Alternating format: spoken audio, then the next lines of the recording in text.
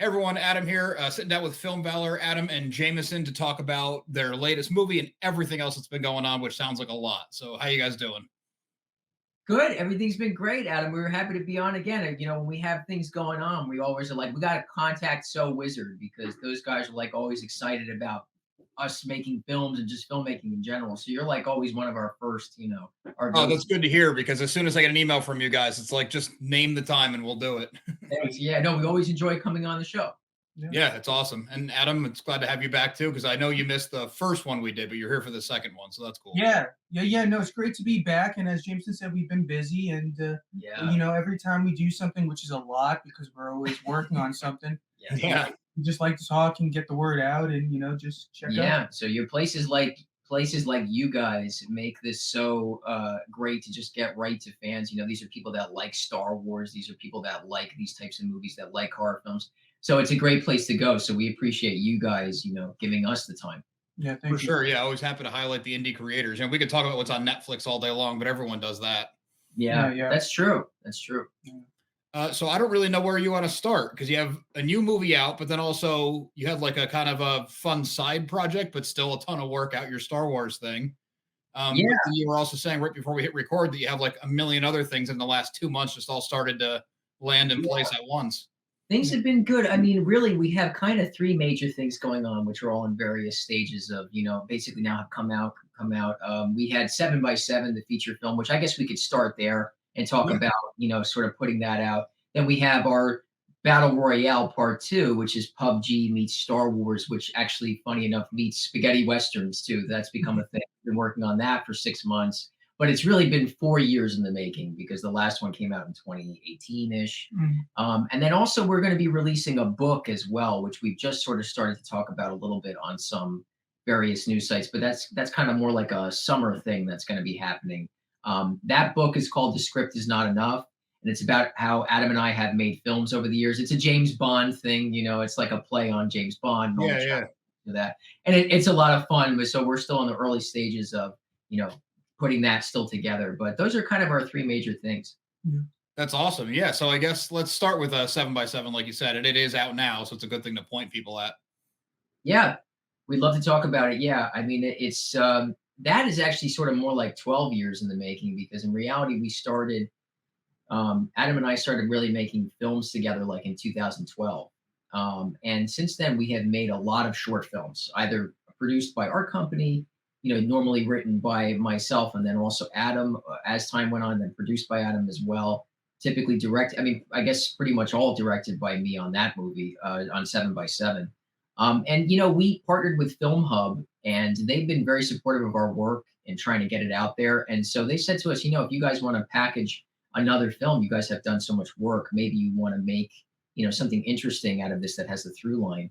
And 7x7 came up just in discussions about, hey, these movies that we made so many years ago are number one, are quality, but they're sort of matching the headlines of what's happening right now. Yeah. A pandemic and everything. I could let Adam speak a little bit more to that. Yeah, it's funny actually.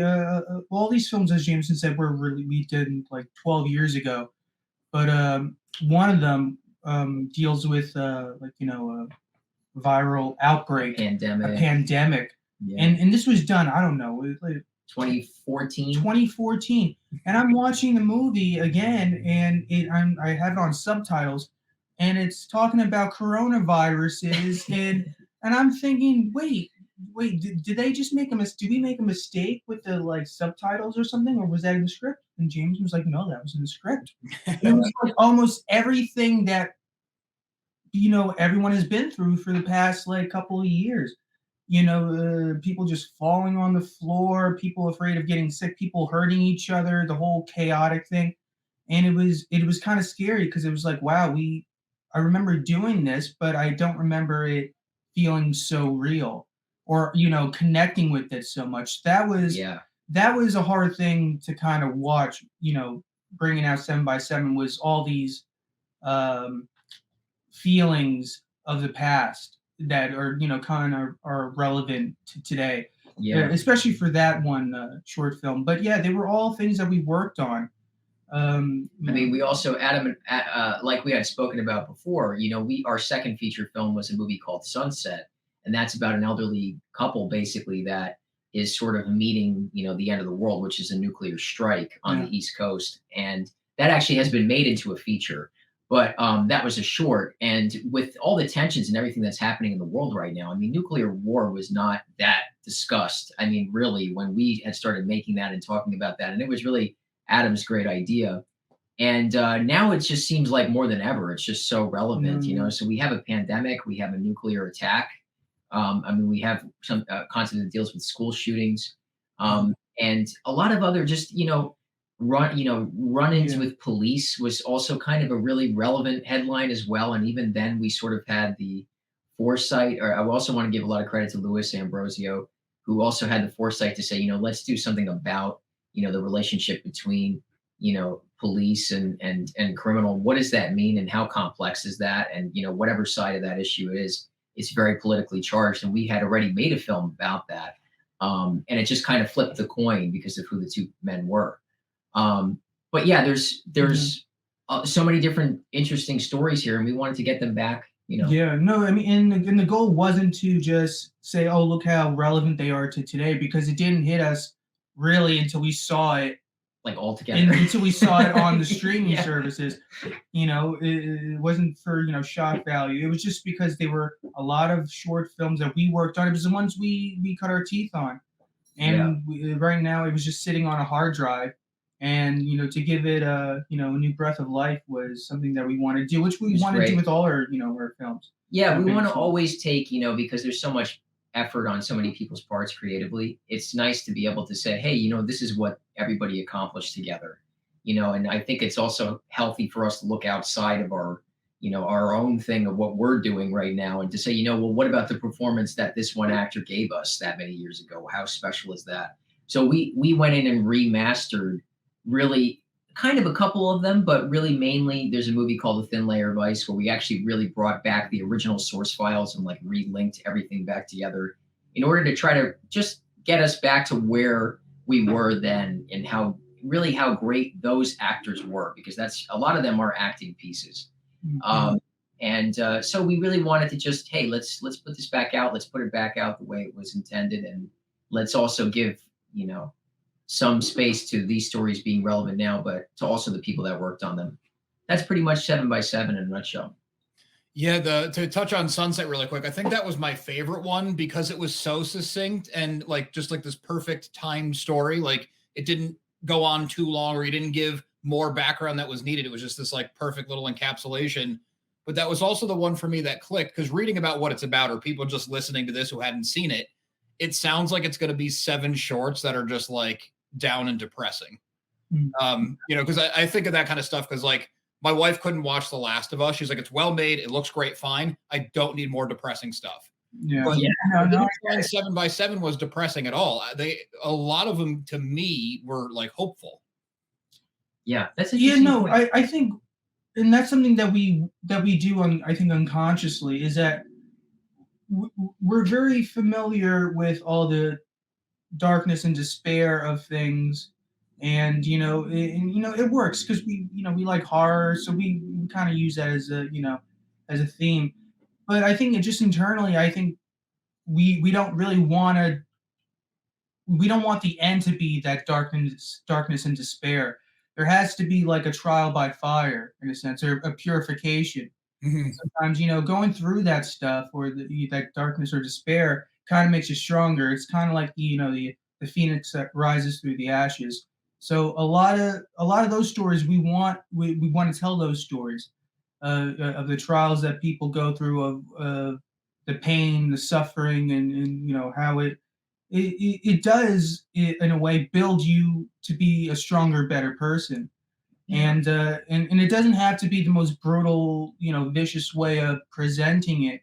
It could be something as simple as Sunset, as living, two elderly couple who have lived their whole lives, probably going through wars and chaos and all. But the one thing they have to go through, they lived it all, is that they have to, their life has to be decided by a nuclear threat. And that's how they go. Out of 80 years, 90 years, no matter how long they live, that's how you're going to go out. Yeah. And it's coming to that realization that, okay, is it a fair, is it a fair deal? No, but it's cards I got dealt with, and it's not it's somewhat real. It's the fear of not knowing what comes next, the fear of dealing with somebody else's, insecurities, or just other fears. And so Yeah. we just really wanted to present something that was kind of real, you know. Yeah, we had a critic that said something very positive, and interesting once that I don't think we became very conscious of until, I started thinking about this really after it, and we had made so much work prior to it, but we tend to do things about ordinary people in extraordinary situations. Mm. But we don't, necessarily overdo, either side of that, so to speak. We don't necessarily over dramatize it, and we don't also make it too much of a spectacle. So, Mm. that's kind of become, I guess, part of our thing. And I think even if you look at No Fear or How Dark They Pray, it's just kind of these people that are just dealing with each other, and more so even than the situation sometimes, which is kind of I don't know. I think that's kind of, we're kind of making a bunch of buddy films Yeah. in so many ways. But that's the thing that we have always come back to is these relationships, I guess. Yeah, very cool. It's a really good way to put it. Yeah. The buddy film thing is funny because you don't think of No Fear as a buddy film, but when you say it, it's like, well, it does have some of the elements. Yeah, there's Yeah. some elements, how people interact with each other, and I mean, if like, the Colin Farrell film that just came out is by Martin McDonagh, The Banshee. I'm going to try to say it, The Banshees of Inisherin. I think that was such a great movie, but so was his movie In Bruges. So many of those films are such an inspiration to us. I mean, if you look at our first movie, The Depths, I mean, I feel like that was a direct inspiration from. But it's kind of, you look at some of these films, whether it's something like Zorba the Greek or whatever it is, where people have these great relationships with each other. And I feel like that's ultimately our greatest goal, is to like try to have people that you really do care about, whatever the circumstances, Yeah. and just sort of being on their side, hopefully, while they attempt to deal with them. And 7 by 7 is just like 7 examples of that. And there were still quality. So we said, hey, you know what? Let's remaster the little bits that got degraded over the years, and let's put these things out there in a way. But like Adam said, when you watch them all, there is a logic to them. I don't even know if you could use the word style, because we talked about that. We've talked about that with you extensively. But there is something about them that has a theme and a through line. Yeah, for sure. Yeah. I do like the fact that you guys made these a long time ago didn't occur to me either, because they look good and they sound good and they're very, very current, as Adam was just saying, like almost too current by accident. Yeah. Yeah. But like, especially the first one, I'm sorry, I don't remember the name. The girl on the run and she's trying to get her sister out. Oh, Oh, yeah. yeah, Track Track 3. Yeah. About the pandemic. Yeah, yeah. Right, yeah. That one could have been made last week. Like the picture quality was crystal clear, and it was this bright sunny day, and like it's just really cool how it's almost like proven to be timeless already, just in the last decade. Thank you. Yeah, I mean the technical elements of all of them are very good, and it's hard because when you're looking at that as a director, you're seeing all your mistakes. So for me, I'm like, Sure, oh, 10 years on, yeah. I'm like, oh God. But the cameras and the teams that we put together and how we approached them was very smart. And we had a lot of people at that time, even still, that wanted to just be there. And we got a lot away with a lot of great stuff, because some of them are basically a lot of them were student films, so we got away with renting gear. Those are basically student films, a lot of them. Track 3 was my thesis. Cool. So, which was kind of, I guess, ambitious, but I have to also, again, give credit to Louis Ambrosio, who said, hey, let's make like real movies, but like, if you can rent out the school gear and stuff, like go out and make real films. Don't limit yourself to being a student filmmaker, because that's not a good way to grow. Try to be the best you can and with what you have. And so, yeah, I mean, we tried to do the best technical element of everything, from the acting to otherwise. And we were able to do student deferred contracts when I was at Montclair State, and a lot of great actors came in and just really gave their time to be part of the movie. So that was great. Yeah, especially to try knowing that it's your thesis, it's even crazier because you had big locations, you had a lot of extras in some scenes. Like it was not Yes. three people running down some hallways. That was a big movie. Yeah, we got them for free. Actually, we had they had a rule that if Rutgers Newark was able to use the Newark wait, I'm saying yeah, Newark Penn train station, that we were that if their students were able to access it for free, then we had to be allowed to use it for free, even though I was at Montclair State and it was completely different. So there was some sort of rule about that. And they said to us, all right, well, here it is. And we really didn't pay anything. I mean, it was like, hey, this is a student production. The cops came by and said, oh, you're students and you have permission. That's nice. And then just walked away, which was great. But the funny thing was every 20 minutes we had train announcements. So it was the craziest thing where it was like, we would just have to stop a shot like mid sentence and like we'd have to be like, oh, sorry, X actor, let's wait for the announcement. And it would go through like everything. Another couple two things was, and it would say every like train time. It was ridiculous. But another couple things, I think I had a ridiculous amount of setups. Like not to toot my own horn as a director, but for a student, it was quite a bit. I was like emotionally and physically overwhelmed afterwards because we shot so much of that. We shot like a riot and stuff, breaking Yeah.